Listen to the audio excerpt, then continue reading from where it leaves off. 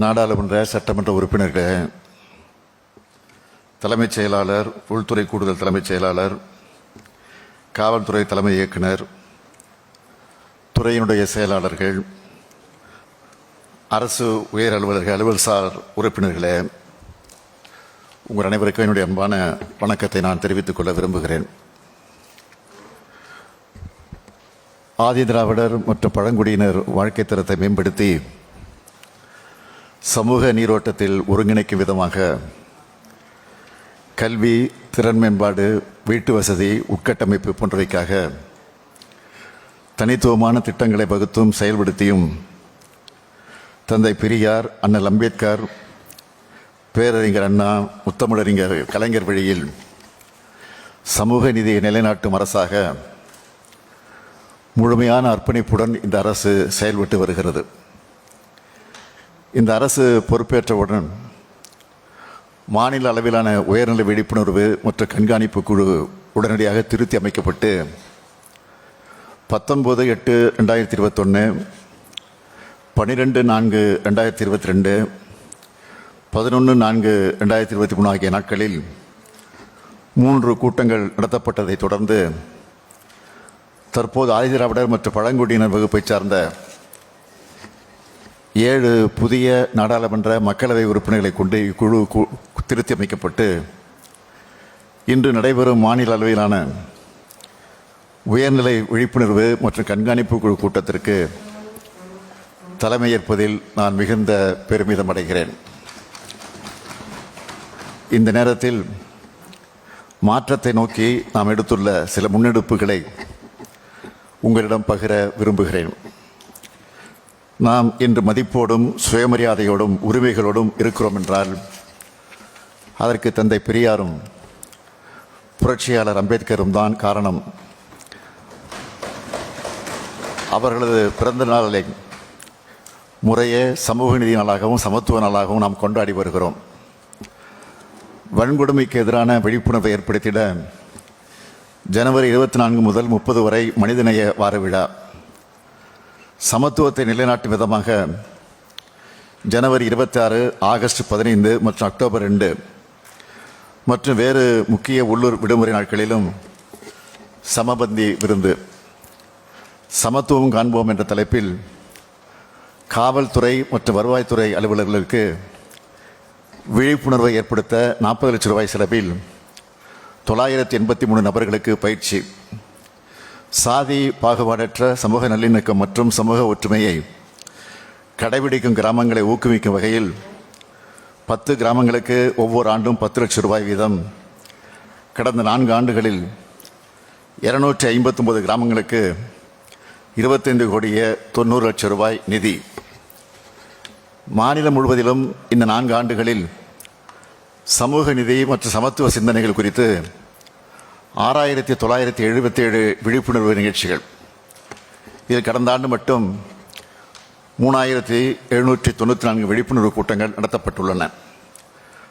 ஆதி திராவிடர் மற்றும் பழங்குடியின மக்களின் திறனை மேம்படுத்தவும் பல்வேறு வகையான சமூக விளக்குகள் குறித்து விழிப்புணர்வு ஏற்படுத்தவும், பயிற்சிகளை வழங்கவும் மற்றும் தரவுகள் சேகரிக்கவும் 1,59 லட்சம் ரூபாய் அரசு மானியத்துடன் சமூக நீதி மற்றும் சமத்துவத்திற்கான மையம் ஒன்று சென்னை சமூக பணி கல்லூரியில் நிறுவப்பட்டு அந்த மையம் விளிம்பில் உள்ள பழங்குடியினர் மக்களை பற்றிய ஆய்வுகள், ஆவணப்படங்கள், விழிப்புணர்வு கூட்டங்கள் போன்ற நிகழ்ச்சிகள் மற்றும் செயல்களை செய்து வருகிறது.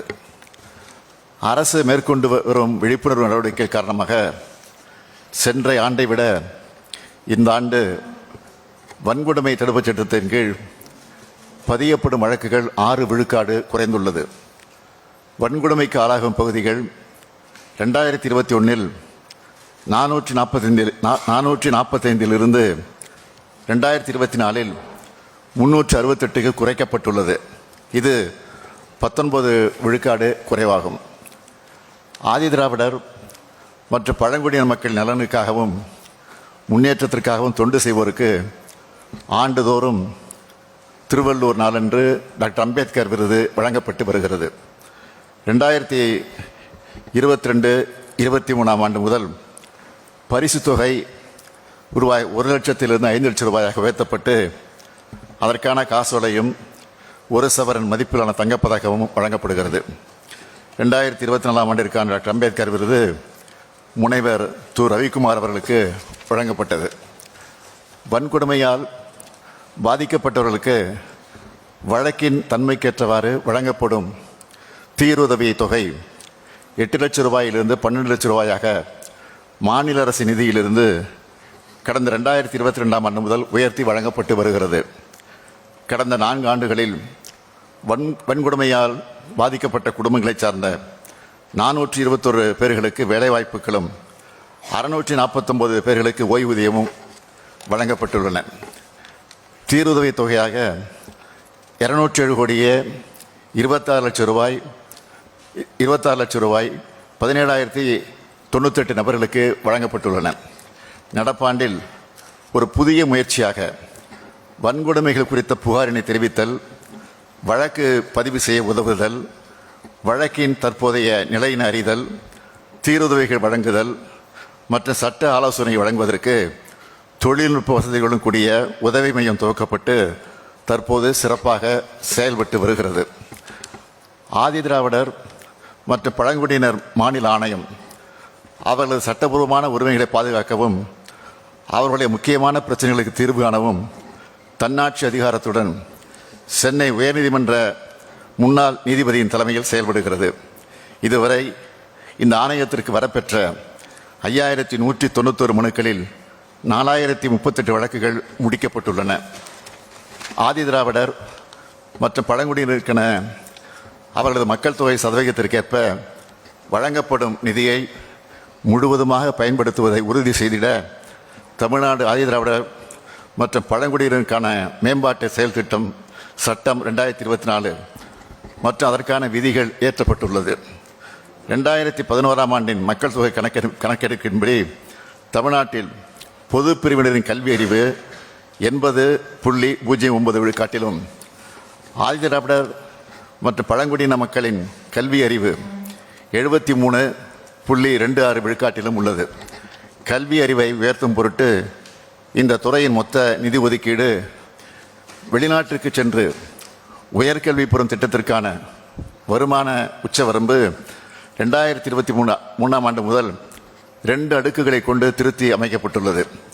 முதல் அடுக்கில் 8 லட்சம் ரூபாய்க்கு குறைவாக குடும்ப ஆண்டு வருமானம் உள்ள மாணாக்கருக்கு ஆண்டுக்கு 36 லட்சம் ரூபாய் வரையிலும், 2வது அடுக்கில் 8 லட்சம் ரூபாய்க்கு மேல் 12 லட்சம் ரூபாய்க்கு குறைவாக குடும்ப ஆண்டு வருமானம் உள்ள மாணாக்கர்களுக்கு ஆண்டுக்கு 24 லட்சம் ரூபாய் வரையும் கல்வி உதவித்தொகை வழங்கப்பட்டுள்ளது. போஸ்ட் மெட்ரிக் கல்வி உதவித்தொகையின் கீழ் மாணவர்களுக்கு வழங்கப்படும் பராமரிப்பு உதவித்தொகை ஒன்றிய அரசு வழங்கும் உதவித்தொகைக்கு இணையாக மாநில அரசால் உயர்த்தப்பட்டுள்ளது. முழு நேர முனைவர் பட்ட படிப்புகளுக்கான கல்வி உதவித்தொகை மூலம் பயன்பெறும் மாணாக்கர் எண்ணிக்கை 1400 2024ஆம் ஆண்டில் 2000ஆக உயர்த்தப்பட்டுள்ளது. பழங்குடியின மக்கள் எளிதாக கல்வி பெறுவதற்கு அவர்களின் குடியிருப்புகளுக்கு அருகில் உணவு மற்றும் தங்கும் வசதிகளுடன் கூடிய 328 உண்டி உறைவிட பள்ளிகள் நடத்தப்பட்டு வருகின்றன. மேலும் ஒருங்கிணைந்த சமையற்கூடம், விடுதிகளில் கண்காணிப்பு கேமரா, பயோமெட்ரிக் வருகை பதிவுடன் கூடிய விடுதி மேலாண்மை அமைப்பு, மாணவர்களுக்கு நல்லோசை எனும் சிறப்பு திறன் மேம்பாட்டு பயிற்சி, பள்ளி மாணவர்களுக்கு கற்றல் இனிதே எனும் சிறப்பு கல்வி சார்ந்த பயிற்சியும் அளிக்கப்பட்டு வருகிறது. மேலும் நவீன வசதிகளுடன் கூடிய பொதுவான கருத்தரங்கு பயிற்சிகள் நடத்த 120 கிராம அறிவு மையங்கள் 117 கோடியே 27 லட்சம் ரூபாய் மதிப்பீட்டில் அமைக்கப்பட்டு வருகிறது.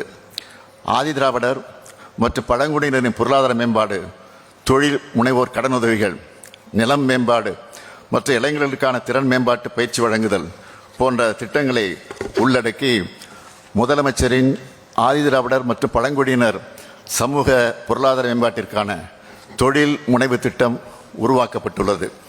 இந்த திட்டத்தின் கீழ் தனிநபர் திட்ட மதிப்பீட்டில் 35 விழுக்காடு அல்லது அதிகபட்சமாக 3,50,000 ரூபாய், இதில் எது குறைவானதோ அந்த தொகை முன்விடுப்பு மானியமாக வழங்கப்படுகிறது.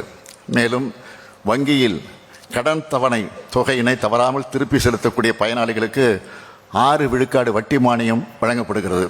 கடந்த 2 ஆண்டுகளில் இந்த திட்டத்தின் கீழ் 468 பயனாளிகளுக்கு 89 கோடியே 71 லட்சம் ரூபாய் மானியம் வழங்கப்பட்டுள்ளது.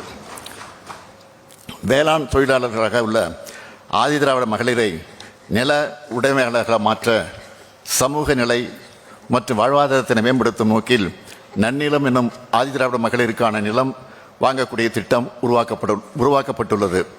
கடந்த 2 ஆண்டுகளில் 625 பயனாளிகளுக்கு 30 கோடி ரூபாய் மானியம் வழங்கப்பட்டு மகளிரை நில உடைமையாளராக இந்த அரசு மாற்றியுள்ளது. பெண்களின் வாழ்வாதாரத்தை மேம்படுத்தவும் வளர்ச்சிக்கான அடிப்படை வருமான ஈட்டு நடவடிக்கைகளை மேற்கொள்ளவும் தாட்கோ மூலம் வழங்கப்படும் மானியத்தை 2023ஆம் ஆண்டு முதல் 2,50,000 ரூபாயிலிருந்து 6 லட்சம் ரூபாயாக உயர்த்தப்பட்டு நடப்பாண்டில் 140 பயனாளிகளுக்கு 8 கோடியே 25 லட்சம் ரூபாய் மானியம் வழங்கப்பட்டுள்ளது. ஆதிதிராவிடர் குடியிருப்பில் அடிப்படை வசதிகளை மேம்படுத்தும் வகையில் அயோத்திதாச பண்டிதர் குடியிருப்புகள் மேம்பாட்டு திட்டம் செயல்பட்டு வருகிறது. 2023-24ஆம் நிதியாண்டில் 200 கோடி ரூபாய் மதிப்பீட்டில் ஊரக மற்றும் நகராட்சி பகுதிகளில் 1690 உட்கட்டமைப்பு மேம்பாட்டு பணிகள் செய்து முடிக்கப்பட்டன. 2024-2025ஆம் நிதியாண்டில் 230 கோடி ரூபாய் மதிப்பீட்டில் 1966 பணிகள் எடுக்கப்பட்டு முடிக்கும் தருவாயில் உள்ளது. இந்த ஆண்டு இந்த திட்டத்திற்காக 280 கோடி ரூபாய் நிதி ஒதுக்கீடு செய்யப்பட்டுள்ளது. பழங்குடியின மக்களின் வாழ்க்கை தரத்தை உயர்த்தும் நோக்கில் பழங்குடியினர் குடியிருப்புகளில் வீடுகள், சாலைகள், குடிநீர் வசதிகள், தெருவிளக்குகள் மற்றும் அடிப்படை வசதிகளுக்கும் அவருடைய வாழ்வாதாரத்தை மேம்படுத்தும் விதமாக வாழ்வாதார திட்டங்களுக்காக ஆண்டிற்கு 250 கோடி ரூபாய் வீதம் 4 ஆண்டுகளில் 1000 கோடி ரூபாய் மதிப்பீட்டில் தொல்குடி என்ற திட்டம் 2024-2025 முதல் செயல்படுத்தப்பட்டு வருகிறது. தூய்மை பணியாளர் நல வாரியம், ஜெய்பீம் தொழிலாளர்கள் மற்றும் சிறு வணிகர்கள் நல சங்கம், நரிக்குறவர் மற்றும் இருளர் பழங்குடியினருக்கான சிறு வணிக கடன், என் கல்லூரி கனவு, உயர்கல்வி வழிகாட்டுதல் நிகழ்ச்சி, களமாடு முதலிய பல்வேறு புதுமையான திட்டங்கள் செயல்படுத்தப்பட்டு ஆதிதிராவிட பழங்குடியின மக்களின் வாழ்வாதாரம் மேம்படுத்தப்பட்டு அவர்களுக்கான சரிசமமான உரிமைகள் உறுதி செய்யப்படுகின்றன. கலைகள், பண்பாடு, இலக்கியம், இசை, நடனம் ஆகிய கலை வடிவங்களை பாதுகாக்கவும் காட்சிப்படுத்தவும் தமிழகத்தில் முதல் முறையாக ஆதி கலைக்கோயில் எனும் ஆதிதிராவிட மற்றும் பழங்குடியினர் கலை மற்றும் இலக்கிய சங்கமம் டிசம்பர் 2, 2024 அன்று சென்னையில் நடைபெற்றது. இதில் ஆதிதிராவிடர் மற்றும் பழங்குடியின மக்களின் வாழ்க்கை முறையை பிரதிபலிக்கும் வகையில் 300 புகைப்படங்கள், 100க்கும் மேற்பட்ட ஓவியங்கள் மற்றும் சிற்பங்கள் காட்சிப்படுத்தப்பட்டன. 1000க்கும் மேற்பட்ட நூல்கள், 800க்கும் மேற்பட்ட இசைக்கருவிகள், பண்பாட்டினை பிரதிபலிக்கும் ஆடைகள் காட்சிப்படுத்தப்பட்டன.